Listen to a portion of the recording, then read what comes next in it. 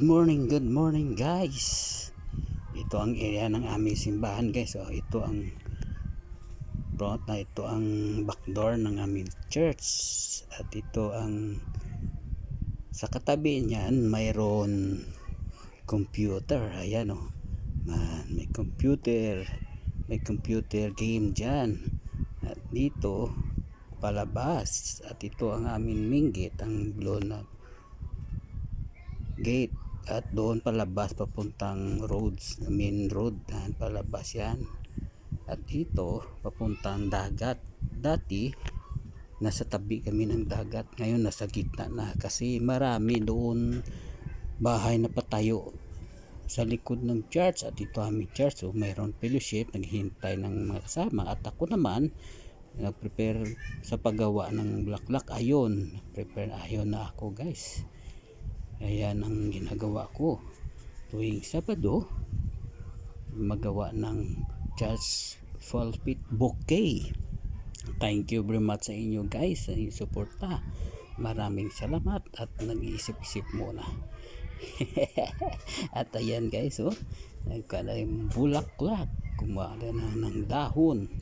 At sukat muna natin before ako guys maglagay ng ang bulaklak sa pot. Nilagyan, depende naman sa paggawa. Ako nilalagyan ko ng mga bulaklak bago ano, pero kailangan label ang twigs na baba, label para pagtusok mo pantay-pantay at maka ano siya ng ano, paglibing natin sa paglagay natin sa pot, sa foam, at sama din siya, no? Ayan na tinatalian ko guys para hindi siya mabungkag, ano tawag sa bungkag, scattered. At itusok natin doon sa ano, diskarte na lang guys. Ayan lang ang mga diskarting wala, hindi makikita. At ito guys ang ginagawa ko, hindi ako mag background music guys, baldabid ako sa application ko guys. Dati ang akin watch hour dati 600 lang, 600 noong October, 600 lang guys. Nung pumasok na ako sa ano, sa hindi noong September, ang pumasok na ako sa mga remix. Gumawa ako ng remix at gumawa din ako ng mga videoke. Walang CPR yun pag-upload ko ng mga videoke at remix. Tapos lumubo ang ano ko, ang watch hour ko. Naabot ko na ang watch hour ko. Pinadala na ako ng YouTube na pwede ka nang pumasok sa mag-apply sa YouTube. Pero hindi ako kaagad nag-apply. Nagbasa-basa pa ng mga kung ano-ano dyan at kung paano mag-apply. Ayun, pagdating na nag-apply ako guys. Medyo pag-apply ko, send ko, pagka dumating ang resulta, ang reply ni Lolo Whitey, Rios daw ang kaso ko. Sabi niya, you cannot earn your channel, Rios daw. Siguro sa mga ano, sa music ko, sa music, sa remix, sa juki, doon yan. Pero pinagbigyan pa rin ako no by April, apply daw ako, depende kung anong gagawin ko. Sabi niya sa sulat sa akin sa email na pwede ko i-delete, i-re-editing. Pero pag sa tingin ko, kung i-re-edit natin, ganun pa rin siguro ang ano mangyayari. Baka ejected na tayo sa pangalawang pag-apply. Kaya ano ako, medyo na discourage, pero okay lang guys. Yan ang daan tayo sa mga kabiguan. May kanta nga kung wala kang kabiguan sa buhay, hindi ka success o hindi aabot ang imong mga hangarin. Oh, yun. Tama lang yan nga ano. Parang ano lang, ang buhay natin parang ang anong lastiko tawag na parang guma na mainat na ganon pero okay lang. Pero gumawa pa rin ako ng mga ano, gumawa pa rin ako ng vlog. Sana hindi ako gawa pero gumawa ako ng mga vlog gaya ng mga rides. Marami naman akong pinupuntahan, rides ko lang kahit wala ng mga kabuluhan ng mga vlog, wala kang makukuha.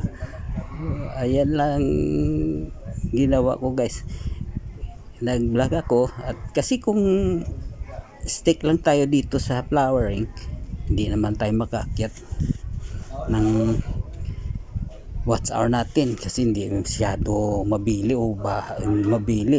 parang negosyo hindi tayo mabuse sa ganitong mga paraan, no? Marami nga ang maingay sa labas guys, may nag-uusap, marami na mga gusto ni YouTube, mga sabi niya sa akin mga pani, hindi naman tayo pani, gusto yan mga ganun gusto yan siguro nagandahan si YouTube sa mga hindi maganda tingnan, no? Ganun din, marami din may akong kilala na demonetize ang kanyang channel sa mga kanta lang. Ngayon hindi na siya naka-apply, rejected na siya forever. Kaya ilang beses siya napirahan niya, pero pagdating ng na demonetize siya, gumawa na lang siya ng bago niyang channel. At okay di pa rin, kaya ang kanyang mga fans bumalik at sinusuportahan siya, no? Kasi sikat naman siya, kilala naman siya, no? Marami ng na mga vlogger din na mga may mga sahod na demonetize din, at sabi nga ng iba i-editing lang, pero daw parang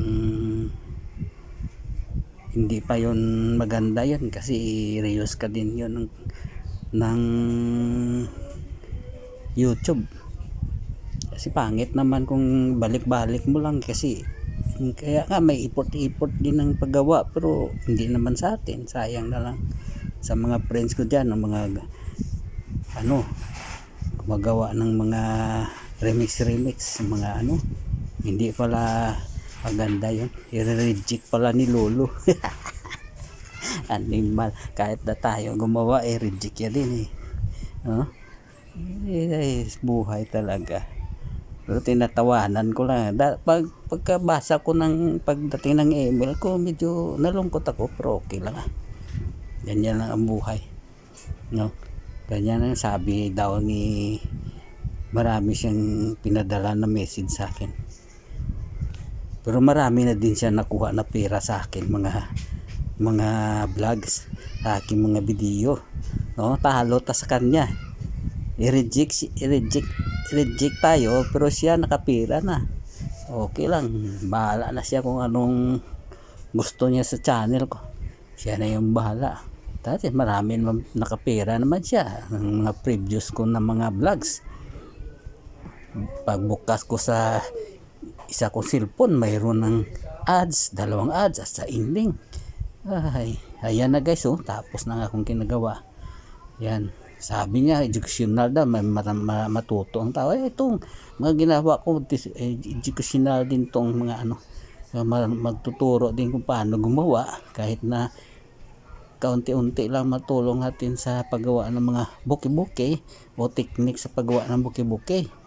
Yan ang final guys, yan ang mga dyan, plate na offering fleet yan, kasi natutunan namin yan noong pandemic na hindi na kami malapit, ikaw na maglagay dyan, mayroon pa na dyan mission box pero hindi pa nalagay, may mag-aayos pa dyan ng iban. Maraming salamat sa inyo panunood guys, tuloy-tuloy lang kayo dyan huwag nyo na lang lagyan ng music para hindi tayo mabalda. Ingat kayo, God bless us all.